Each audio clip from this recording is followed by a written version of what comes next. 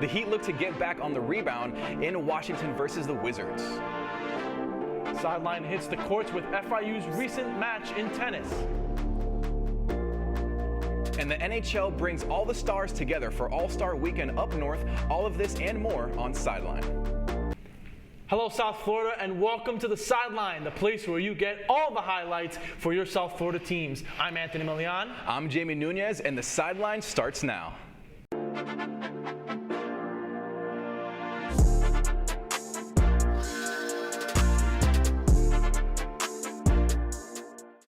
The Miami Heat, who have struggled as of late, are looking to get back to their winning ways on the road versus the Washington Wizards. Sideline's Pablo Hernandez gives us insight into the game from the nation's capital. The Miami Heat visit the nation's capital as they face off against their division rivals, the Washington Wizards. The Miami Heat came into this game riding a one-game win streak as they beat the Sacramento Kings to end the 7-game skid. The Washington Wizards have not been a great team this season, so this is a great opportunity for the Heat to start stacking up on wins. The Miami Heat go on to win this game 110-102 as Jimmy Butler scores 24 points on 7 of 10 shooting.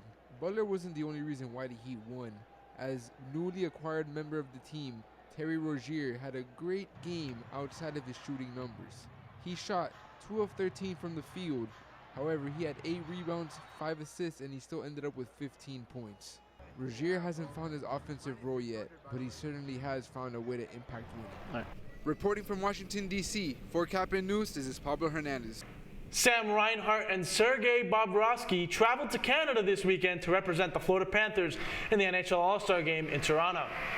Reinhart, second in the NHL with 37 goals, appeared in the All-Star Game for the first time in his career, while Bobrovsky, tied for the third most wins in the NHL, appeared in his third All-Star Game. On the ice, Team Matthews defeated Team McDavid 7-4. Seven-time world champion Lewis Hamilton announced Thursday he will make the switch to Ferrari in 2025. The 39-year-old announced that he will join the Italian team next season after exercising his option to end his contract with Mercedes a year early. Hamilton will join Charles Leclerc for the 2025 season as Ferrari driver Carlos Sainz will step away from the team. This announcement comes weeks before preseason testing at Bahrain, set to start later this month.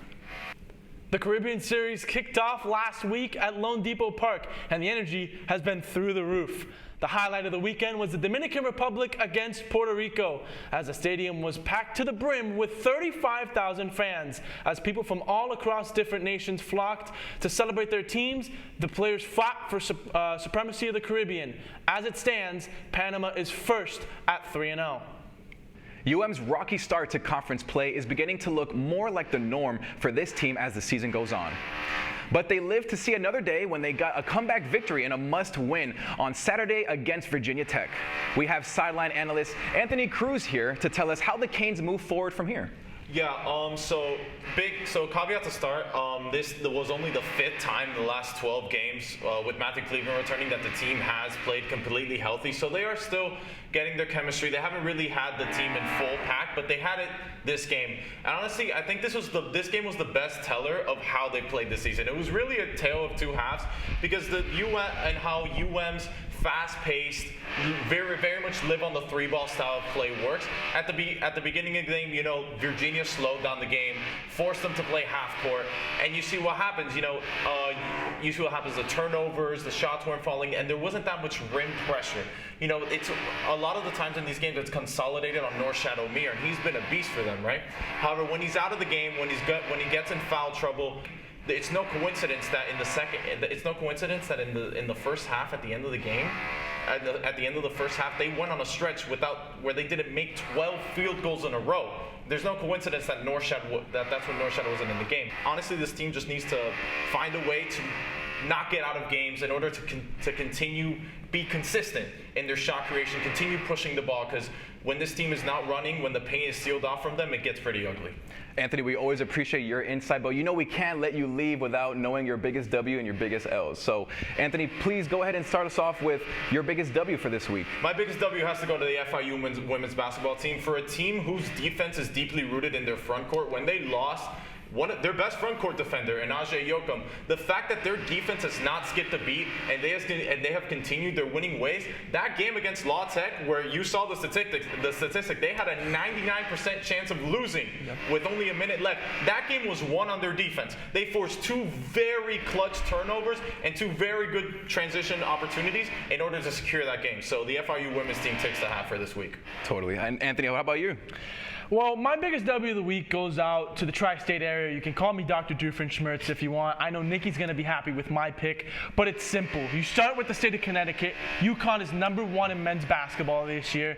Top of the Big East. They're easily the best team in college basketball. They are a contender to win it all this year, and I think they will.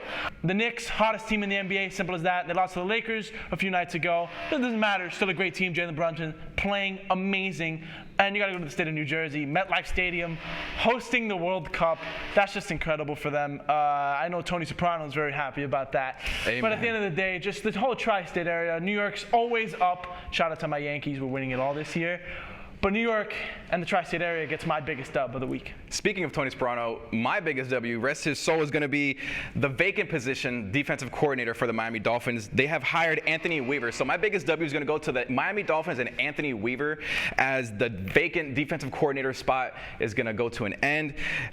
Previously, he was the head coach he was the assistant head coach over in Baltimore and the defensive line coach. So I'm very excited. We're very excited to see how the Miami Dolphins are going to go from here. And now to our biggest L's, Anthony. Anthony, what are your biggest L's for this week? Honestly, my biggest L, who let this guy spout New York propaganda here for uninterrupted for 30 seconds on a South Florida sports show? But whatever. My biggest L has to go to the NBA's 65-game rule in order to get awards. Now, this has been very controversial, and yes, I agree with the fact that there needs to be a precedent for how you have awards. People can't play 50 games and make an All-NBA first team. However, that's never really been the case. So this is the first year of the rule, so they're going to keep on adjusting it as time goes. But the fact that it is just 65 games with really no caveat, there is a way that you could pardon it, but we don't know how that works.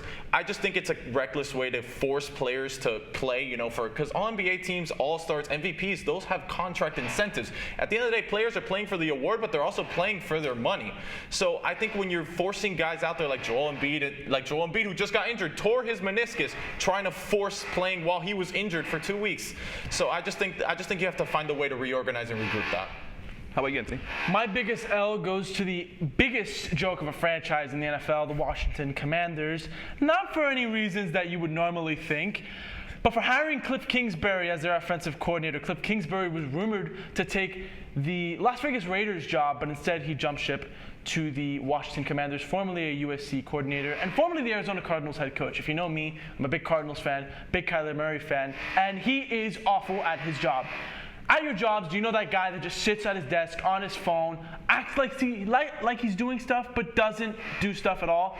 That's Cliff Kingsbury for you. Doesn't do his job. Washington fans, please enjoy the sights and sounds of Cliff Kingsbury lining up your best wide receiver on the same side of the field the entire game, averaging 15 points a game, and you guys winning 4 games in the NFC East. Cliff Kingsbury, you're a loser, you're terrible at your job, and you will always be my biggest L of the week. Wow. Well, for me, my biggest L doesn't take much thinking. It was what we saw this past weekend at the Pro Bowl. For me, the Pro Bowl is my biggest L. I mean, just the tug of war, really, NFL. I mean, I don't know what I was watching out there. Football, I mean, as far as I'm concerned, is long gone. That game does not exist around this time of the year in the Pro Bowl. So that's my biggest L. It's going to be the Pro Bowl, guys. Well, at least the players were enjoying themselves. We have to go on break, but here's next on Sideline. It's an everyday work, I would say. It's not the luck, it's not something I think the girls put to work in, and it shows today, We hit the courts as the FIU tennis team serves up an interstate match with UCF. And a look ahead to the big game in Las Vegas between the Chiefs and the 49ers. We're gonna take a timeout, and we'll see you after the break.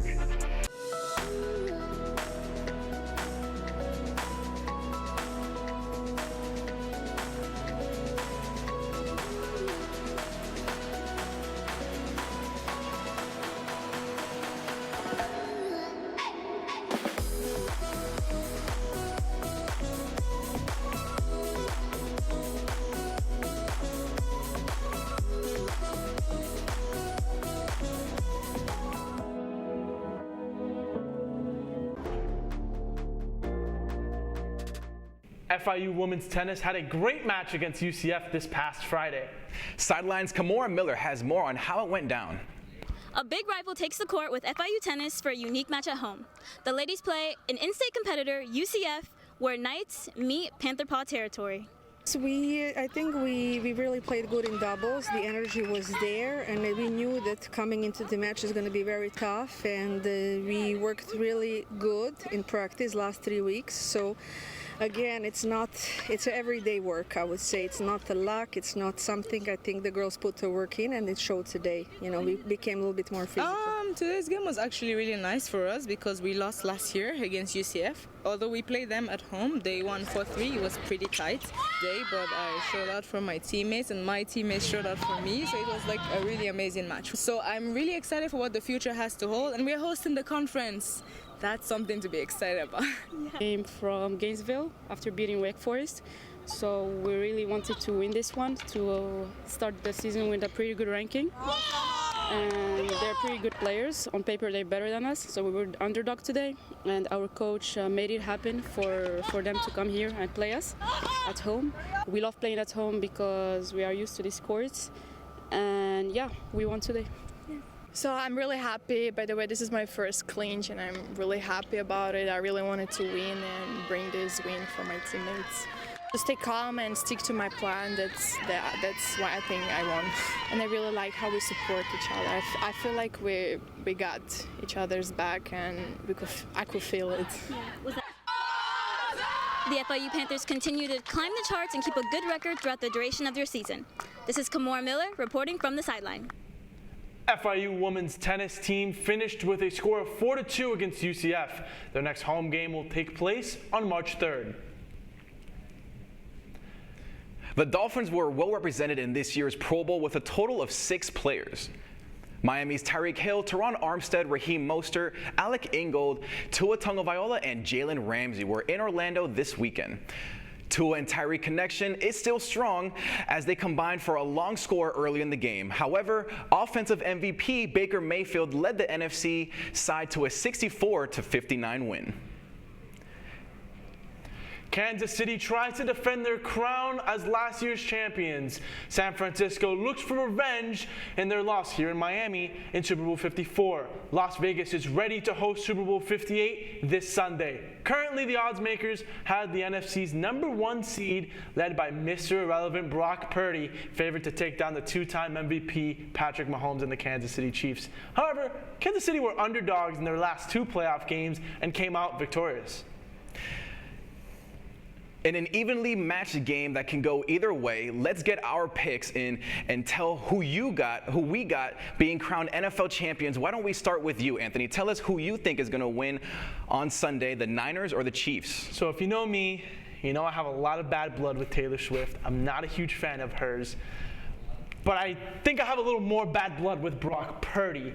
And at the end of the day, this game's going to be amazing. 2 of the best teams in the NFL, the Chiefs defense versus the San Francisco 49ers offense. This is built to be a classic. As fans, I don't know if we're ready for it, but you know what I'm ready for? I'm ready for the Kansas City Chiefs to win.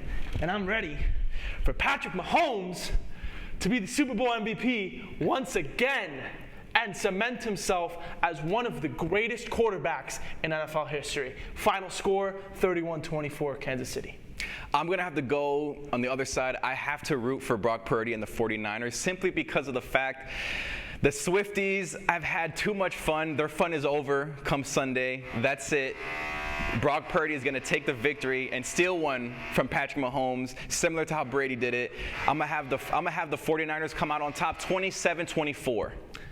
I don't agree with you, man. I think Kansas City's going to pull some invisible strings. I think they're going to come out on top in this one. And that was for the Super Bowl. Now let's go back to hockey. Florida Panthers versus the Flyers on Tuesday, February 6th. Anthony, who you got? It's going to be a tough one for the Panthers. Obviously, they're coming back from the All-Star break. They went into the All-Star break pretty hot, but give me the Panthers on that one. The Flyers have been struggling a little bit as of late. I think the Panthers can keep their momentum going past the All-Star break and start it off with a win on Tuesday. Agree. They have a nice home stretch, and I'm going to go ahead and pick the Panthers for their homestand as well. And now fast forward to the Miami Heat. They play the Magic tomorrow, the Spurs on Wednesday, and then the Boston Celtics February 7th. 7th. All are going to be homes. What do you think, Anthony? Well, that's a tough game. The Celtics are the best team in the NBA far and away. Jason Tatum's having an incredible season. And last time the Heat and the Celtics played, it wasn't pretty. Nope. The Celtics put up an incredible offensive performance. Do I think they'll do that again? No, but I do think that the Celtics will come out on top once again at the Kaseya Center. I think the Heat take over those home stretches, and I think Terry Rozier is in for a big revenge game against the Boston Celtics. Stay tuned for that. Fast forward to the Miami Hurricanes. They go ahead and play Virginia on Monday, North Carolina on Saturday. What do you think, Anthony? You know, usually in a normal circumstance of a Miami Hurricanes team, I'd pick them to win both of these games. They're known to be that upset team in the ACC. They've gone to Duke and won games back in the early 2010s. They've done the same at Chapel Hill and won tough games. But this Miami team just does not look the same as they did a few years ago. And they don't look the same as they did last year, a Final Four team. I unfortunately have them losing both games on the road against Virginia, who won a national championship a few years ago and is one of quietly the best teams in the ACC, and losing to the number 3rd ranked team in the country, North Carolina. You know what? I'm more optimistic about the Miami Hurricanes. Give me the Miami Hurricanes against Virginia and North Carolina. The Tar Heels are going down. That's my game picks for the Miami Hurricanes right there. Just a reminder that if you want to keep up with updates, fun segments, and more from our crew, you can follow our Instagram for all things Sideline. Follow us at sideline.caplin. That's it for today. I'm Jamie Nunez. And I'm Anthony Milian. Thank you for watching. We'll see you next time on the Sideline. Take care.